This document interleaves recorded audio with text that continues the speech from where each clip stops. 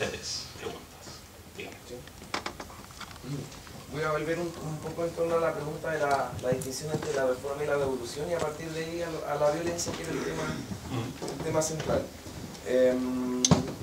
Efectivamente, el movimiento que hoy día se está planteando es un movimiento que eminentemente apunta a una reforma de la estructura.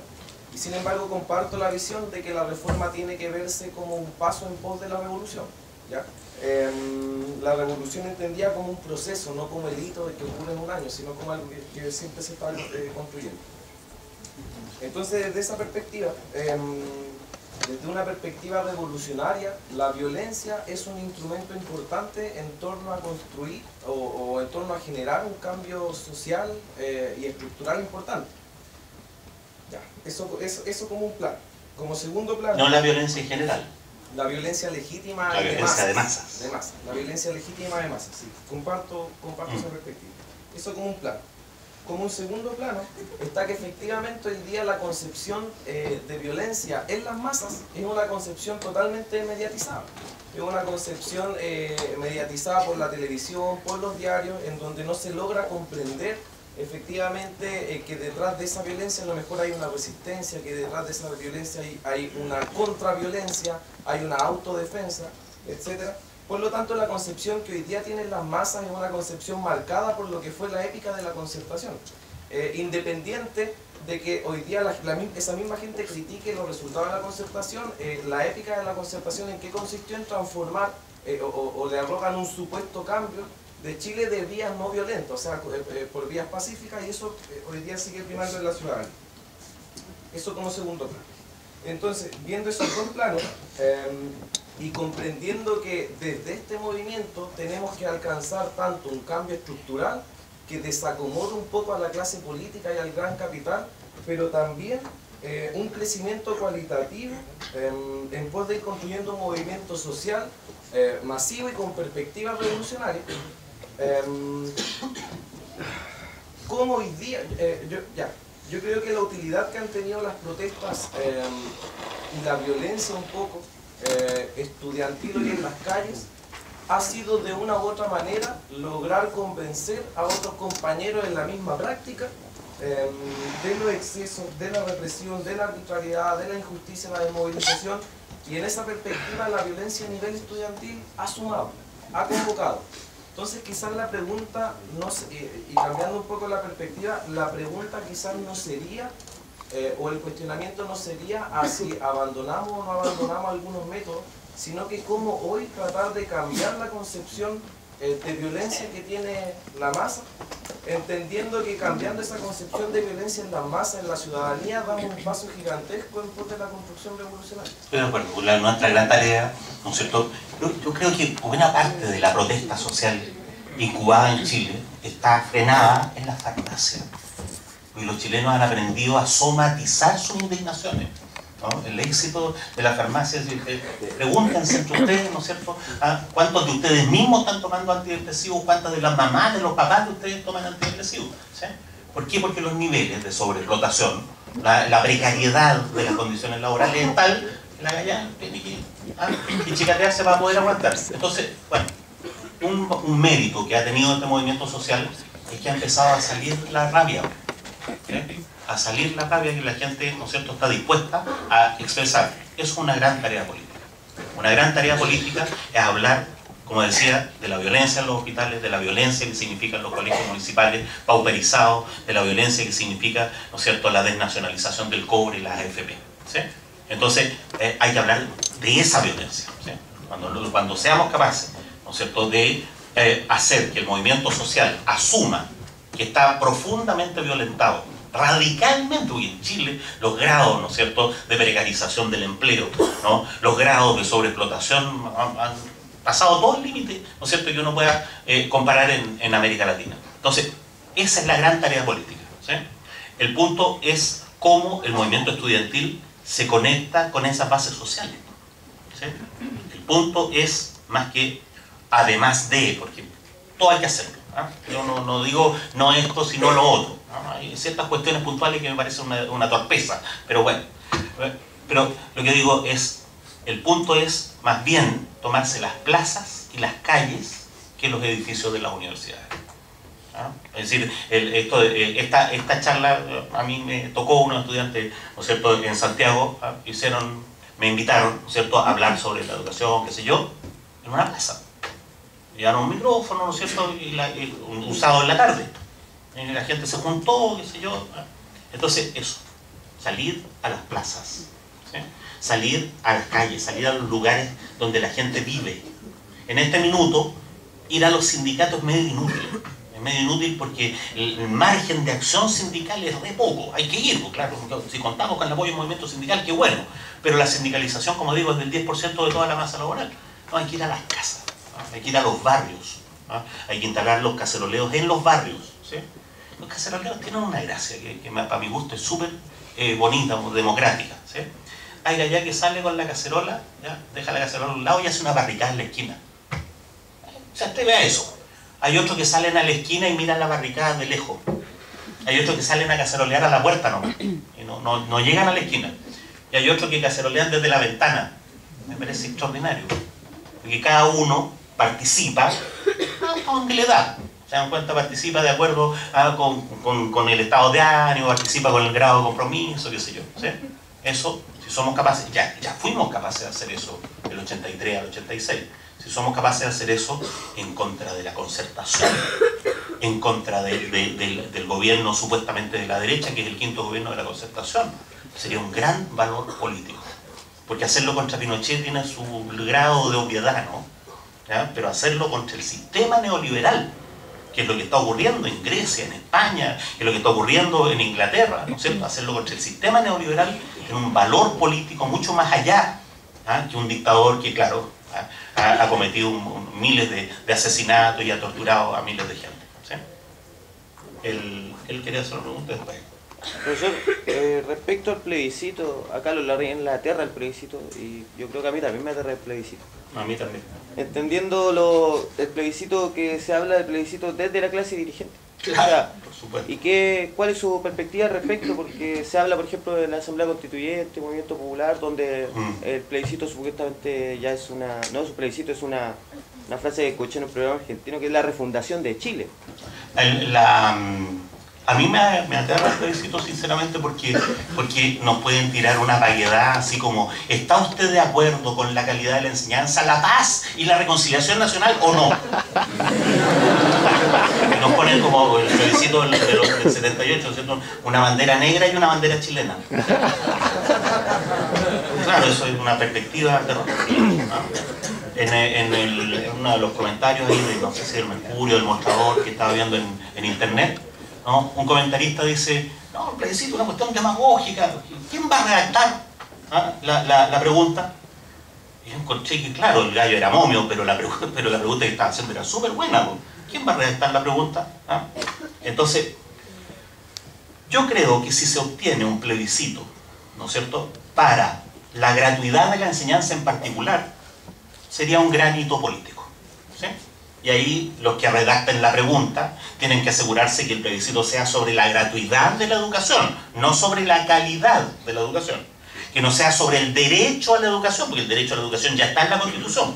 No, tiene que ser sobre la gratuidad de la educación, sí o no, ¿sí? Si se obtiene eso sería muy bueno, ¿sí?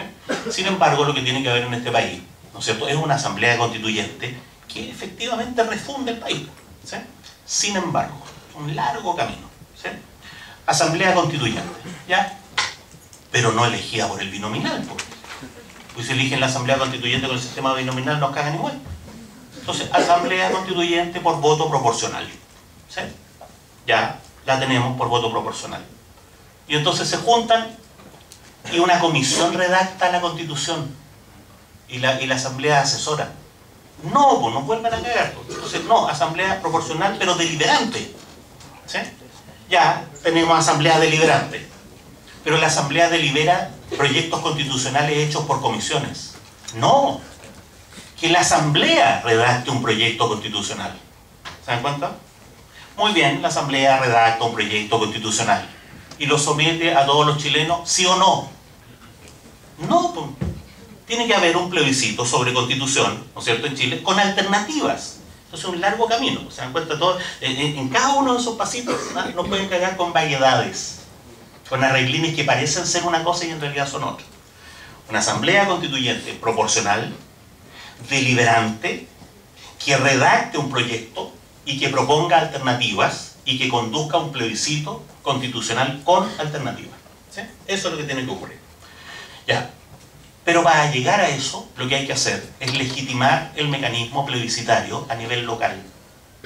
Ustedes, entre los arreglines que se aprobaron durante la concertación, en la Constitución de Pinochet, el plebiscito era, ¿no es cierto?, vinculante. Fue durante la concertación que se hizo una reforma constitucional para que los plebiscitos no fueran vinculantes. ¿Saben por qué? Porque en la Constitución de Pinochet bastaba con la mitad de la Cámara de Diputados para que la Cámara de Diputados le pidiera al presidente de la República que llamara a plebiscito. Y la concertación tenía la mitad de la Cámara de Diputados. Y entonces podrían haber llamado a plebiscito, según la Constitución de Pinochet, vinculante. Y entonces, para darle garantías a la derecha, la misma concertación aprobó una reforma constitucional haciendo que los plebiscitos no sean vinculantes. ¿Se dan cuenta? Para que la derecha no corriera el riesgo de que se iban a arrancar con los tarros. Por eso los plebiscitos no son vinculantes ahora. Sin embargo, los plebiscitos son vinculantes a nivel municipal. Los plebiscitos, ¿no es cierto?, comunales son vinculantes. El alcalde está obligado a tomarlo en cuenta. Es una vergüenza para la izquierda en este país, para la izquierda parlamentaria, extraparlamentaria, que los únicos plebiscitos comunales, ¿no es cierto?, se hagan en la comuna de Las Condes.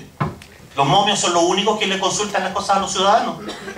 ¿Y dónde están los, qué sé yo, 10, 20 alcaldes que se supone que tiene la izquierda? ¿Y dónde están las mayorías de concejales en que no hay alcalde, pero la mayoría del consejo se supone que es de la izquierda o más o menos de la izquierda?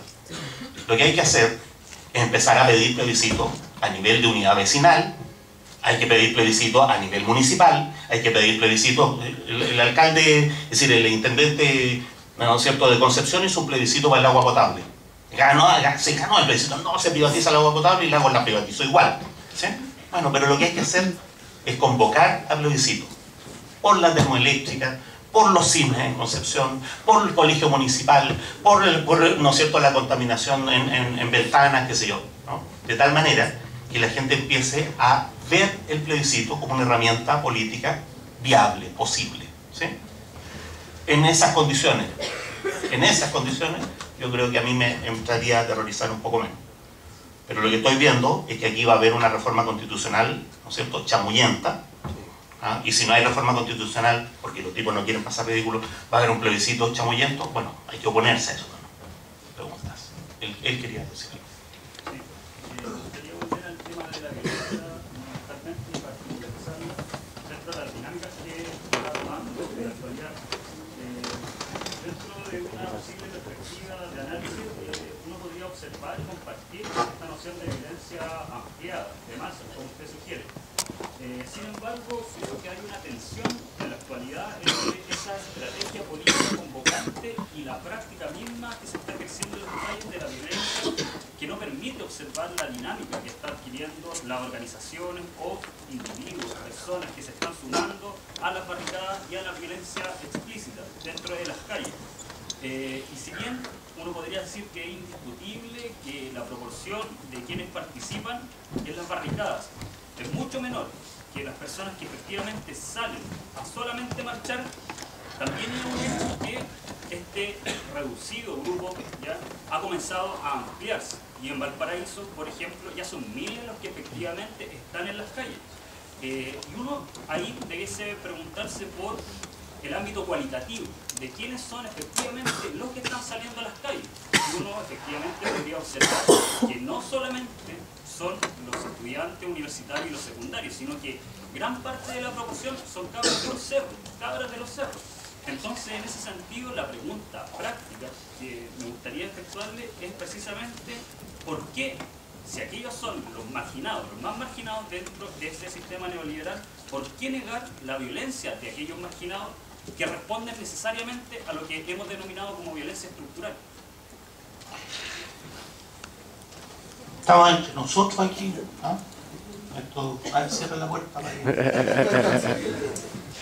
¿Qué es lo que vamos a hacer como capas medias, oportunistas, aprovechadores, escaladores? ¿Vamos a dejar que los rotos pasen al centro de la ciudad para que pongan la cara y después nosotros vamos a sacar los dividendos con educación universitaria que los rotos no pueden alcanzar. Vamos a hacer lo que hicieron los piqueteros, de ir a poner la cara porque a las capas medias argentinas les estaban expropiando los bienes que tenían puestos en los bancos. A mí me parece que hay algo, desde el punto de vista doctrinario, ético, medio extraño en eso. Hay algo medio extraño, ¿no? En apelar a la marginalidad, en apelar a los pobres absolutos para sacar los objetivos políticos que en realidad son de las capas medias. A mi gusto, no es la universidad lo más importante. Aquí lo más importante es la educación básica y media. Eso es lo más importante. La universidad es un mecanismo de ascenso social. Y las capas medias han sacado universidad gratis durante 40 años y ahora están indignados porque no tienen universidad gratis. A mi gusto, debería haber universidad gratis. Pero tengamos presente de que la universidad gratis, ¿no es cierto?, va a ser para las capas medias. ¿Sí? Y entonces, a mi gusto, lo que hay que hacer es que el Estado, entre las demandas, ¿no?, de este movimiento, cree un sistema estatal de educación técnico-profesional, ¿no es cierto?, para darle educación a estos que no van a llegar a estudiar sociología ni van a ser expertos en Lacan. ¿Sí? Entonces, bueno, a mí me parece que hay una tarea política que hacer. ¿Sí? Voy a decir una cuestión doctrinaria mucho más de fondo, ¿no? Pero bueno, todos aquí se habrán enterado de la lucha de clase y cosas más o menos sociológicas porque no somos los más pobres de Chile. ¿Sí? Lo que ocurre es que los trabajadores no son los más pobres de la sociedad. Los más pobres de la sociedad son los que no trabajan. Y entonces hay una barrera creciente entre los pobres absolutos y los trabajadores. Y esa barrera se ha ido transformando en una contradicción de intereses entre los pobres absolutos y los trabajadores. Y la derecha ha hecho política con eso. Lo que se llama política contra la delincuencia es una política contra los pobres absolutos. ¿Sí? Porque los pobres absolutos, cuando le roban la bicicleta a un cabro chico, no se la roban al hijo de Piñera. No, se la roban al hijo de un trabajador. Y los trabajadores están de acuerdo con las políticas contra la delincuencia, porque se les ha pasado, ¿no es cierto?, el gol ideológico de que eso es delincuencia y no es la indignación de los pobres absolutos. ¿Sí? Y entonces, es una tarea para el movimiento popular cómo hacer una política común con dos tipos de actores, ¿no es cierto?, entre los cuales hay una barrera creciente. ¿Sí? En este minuto, los pobres absolutos hacen mucho mejor negocio matriculándose con el narcotráfico que matriculándose con la izquierda. ¿Y cómo enfrentamos nosotros eso? Ese es el problema que hay en las favelas, ¿no es cierto?, en las grandes ciudades en Brasil. ¿Sí? El narcotráfico es mucho más poderoso porque tiene una política populista. ¿Sí? El narcotraficante reparte plata, así como lo puede hacer Perón, allá de la Torre, ¿no es cierto?, como las políticas populistas al estilo de Carlos Ibáñez, cosas por el estilo. ¿Sí? Entonces, es una gran tarea. ¿Sí? Ese es el problema de fondo. ¿Cómo articular demandas entre actores sociales? La izquierda marxista tradicional, ¿no es cierto?, tiene una visión como evangélica de los pobres. Ciertos historiadores medios católicos, ¿no es cierto?, han predicado eso de el bajo pueblo como una especie de actor puro desde un punto de vista ético, inobjetable. Pero hay harto de mito en eso. ¿No? Cualquiera que haga el más mínimo trabajo en las poblaciones reales que hay ahora se da cuenta que la pobreza urbana actual no es igual a la pobreza urbana que había en los años 60, de inmigración reciente del campo a la ciudad, de vínculos solidarios, de centros de madre y clubes deportivos. ¿Sí? Entonces, no hay que hacer mito con eso y hay que hacerse cargo de una responsabilidad que es bien terrible. Digamos. Cómo integrar al movimiento social a los que están marginados incluso del movimiento social. Porque no coinciden con los intereses de los sindicatos ni de los estudiantes universitarios. ¿Sí? Ahora, lo que yo creo es que respecto de eso, ¿no es cierto?, como decía en una pregunta anterior, hay que hacer un gran trabajo político. Esa violencia tiene que aflorar en primer lugar. Uno no puede ir a los consultorios a hacer terapia sistémica, ¿no es cierto?, porque las viejas en los consultorios, en los cerros aquí en Valparaíso, no están enfermas porque el marido tiene problemas de autoridad paterna, están enfermas del mate porque el marido es alcohólico y porque el hijo, ¿no es cierto?, está pegado en el neopreno. ¿Sí? Entonces, bueno, hay que hacer un trabajo político ahí. ¿Sí? Lo que yo creo es que la masificación del caceroleo, que es una figura bien ingrata, porque el caceroleo se inventó contra Salvador Allende, ¿no es cierto? Bueno, pero la masificación del caceroleo como protesta popular es plenamente legítima. la concentración del caceroleo en torno a barricadas estudiantiles es vanguardista y contraproducente. Ese es el criterio, ¿sí? Y nosotros deberíamos fomentar el caceroleo en los lugares donde la gente vive, ¿sí? Digo el caceroleo por esta gradación, ¿no es cierto?, en que todos participan, y si eso culmina en una barricada, ¿no es cierto?, y si incendiamos todos los cerros del Paraíso, eso es violencia de masas, ¿sí? Pero la barricada frente a la universidad